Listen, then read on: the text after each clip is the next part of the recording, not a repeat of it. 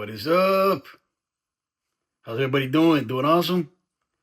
Just wanted to come out with a quick update. I know it's been a little while since we've been on camera and spoke directly to you guys.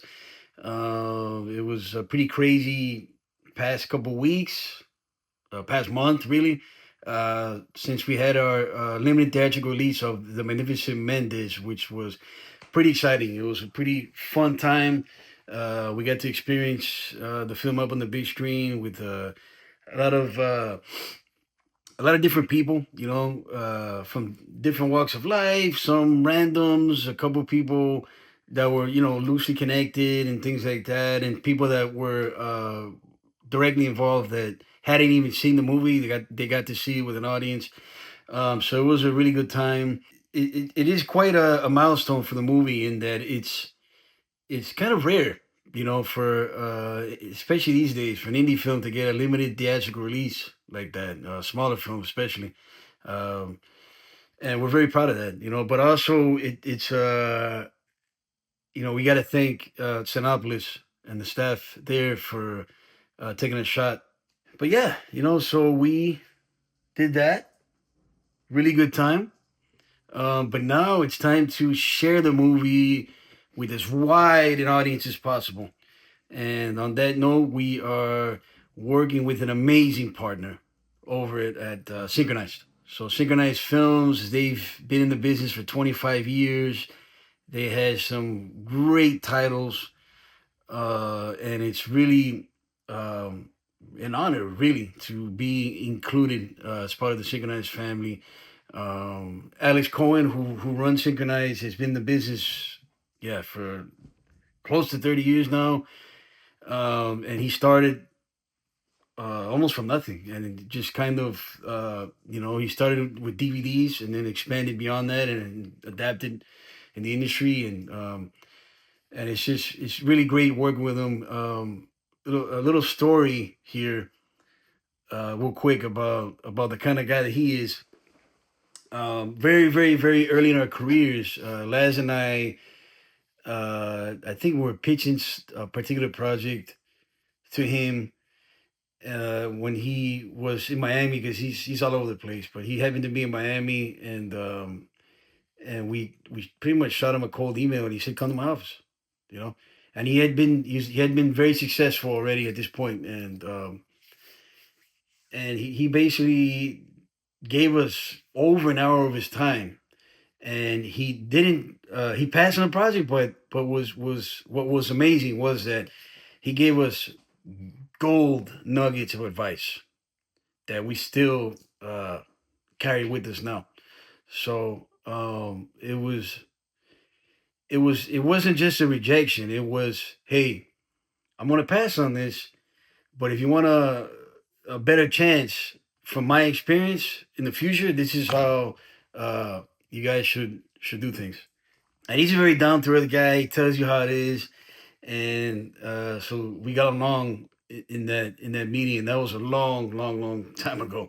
But we happened to reconnect again, and we're very excited to work with him, and again, honored to be part of his family over at Synchronize, and we're very, very excited to get the film to a wide audience all over the world, and yeah, so that's Mendez. As soon as we get news about where it's streaming first, where it's dropping first, you guys will get that. So as soon as I get the news, I'll pass it on to you guys. And we appreciate all the support from everybody. I mean, going back to the beginning, you know who you are. And thanks a ton. Seriously. It means the world. Even like a little like on a post on social media, uh, just taking small bits of time because I know how tough. Trust me, I know how tough life can be. Uh, but I know how amazing it can be too. But yeah, I mean, look, for that reason, if you give up even some time to pay attention to a post of ours, or um, you pass on a compliment about something, whatever, it's fuel. It's fuel for an artist. to know that your work is appreciated. It really does help a lot. That being said, that's Mendez. Keep you posted on that. Other than that, we got a couple of things we're working on. Always got to be working on something. And one of them is the Revelation feature. Now, I think a few of you have seen the Revelation short film. The feature is going to be quite different from the short. There's some aspects of it that remain. Mainly, it's the Ingmar Bergman influence of the personification of death and playing a game, the character playing a game to prolong her life. So those aspects are carrying over, but it's not in modern times anymore. Now we're taking it back to 1890s Coconut Grove. So uh, it's going to be like a Gothic Western now, and we're very excited. We love the script, how it came out. I think it's one of our best scripts, hands down. And it's yeah, we're very proud of it. Still a lot of work to do to get it made and everything. Um, but we're very proud of that script. What else can I say about it? Uh, that aspect of it is carrying over, but instead of chess, she's playing poker. So we're kind of doing a little bit of a nod to our first film that we did after receiving any sort of education at film school, which was Telltale. And it was also inspired by a bit by Ingmar Bergman. So we're bringing some of that in there, a bit of an Easter egg. And poker also works. Poker is an iconic American game, and it's featured in westerns left and right. It was a prominent game back then. So um, yeah, I think that's as much as we could say about that. There's a script. I'm gonna be in it again in front of the camera as Death, and Laz and I are directing. But that's pretty much about as much as I can say about that. And we're very excited. Um, Other than that, we're trying to see if we can push and get the ball rolling for. We revisited our play Catharsis. As some of you know, we've been trying to bounce back and forth between theater. Theater has remained very near and dear to us since our very, very early education, going as far back as high school, when I took high school drama. And there's things that I learned from Mr. Jack Mazzano that I still carry with me now. And yeah, I know that he would have liked to see us pursuing live theater. And besides that, I just there's something about kind of going back and forth. It really does strengthen the other in a way.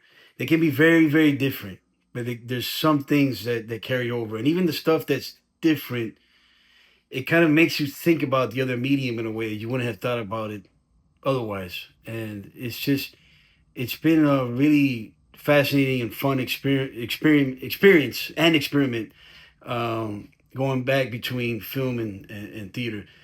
What reawakened our love of it was shooting like behind the scenes and promotional content for a few theater companies, and that kind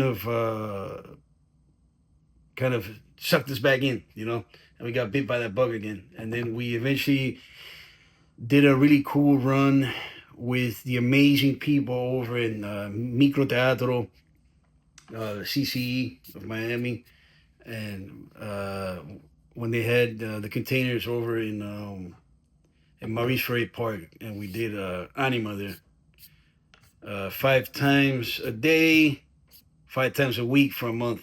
So pretty intense, fun experience. And then we went and shot the short film version of the play, and that was a very interesting experience as well. But we're trying to see if we can do Catharsis. We did do a staged reading of Catharsis last year, right before we went into pre-pro for Magnificent Mendez, and it was such an amazing experience. It's a pretty big success, I think. both artistically and the fact that we're able to pack the theater pretty tight. And everybody that was there that came up to us after and quite a few people came up to us after and they said they had a really good time and were very affected by the material. And one thing that we're proud of is that we're trying to, even though it was a stage reading, we had books in hand. We're trying to make it a performance. We had lighting, we had some costume.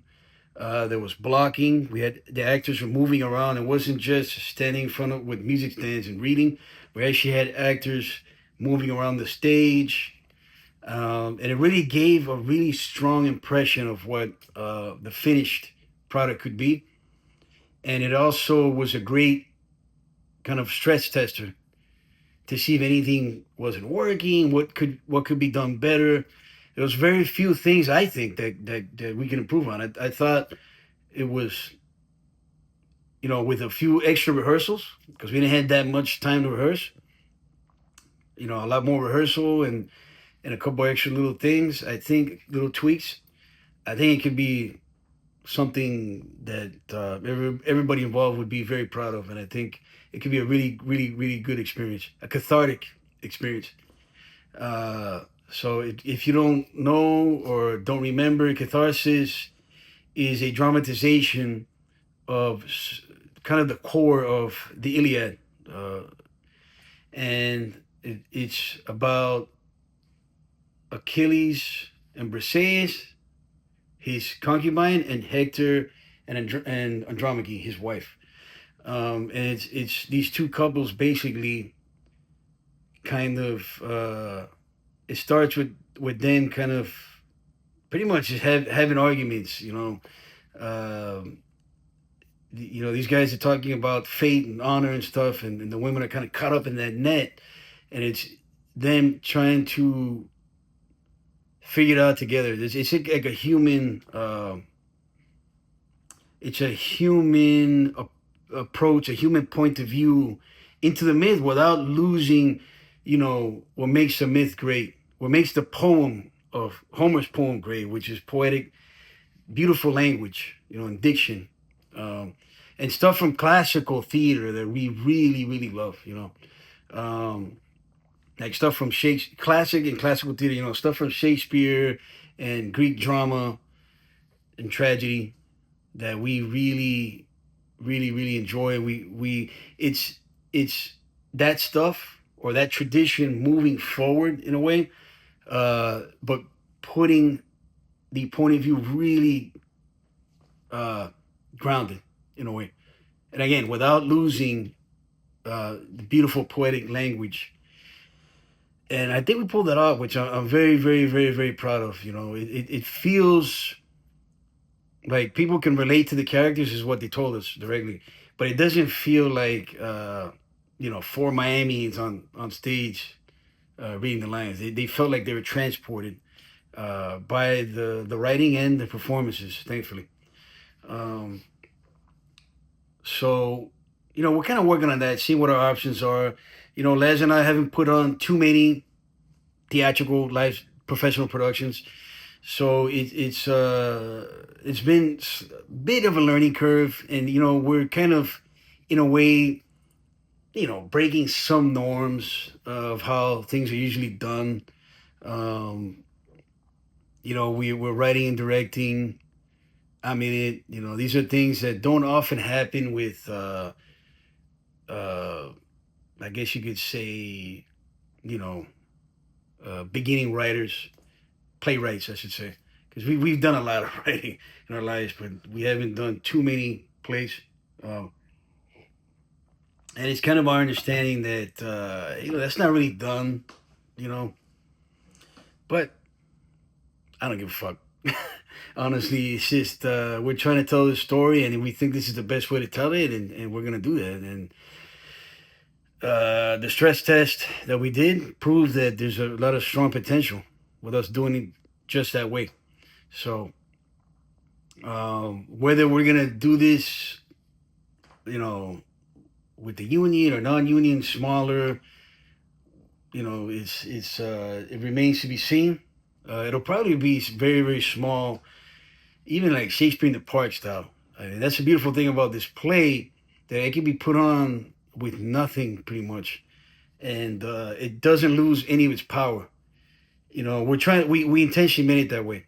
Like if you ever watch Shakespeare in the Park, it's it doesn't lose any of the emotion. It's when the actors really commit to it. The language kind of does, and the writing does a lot of the work. In the same way, this does as well. We're very proud of that.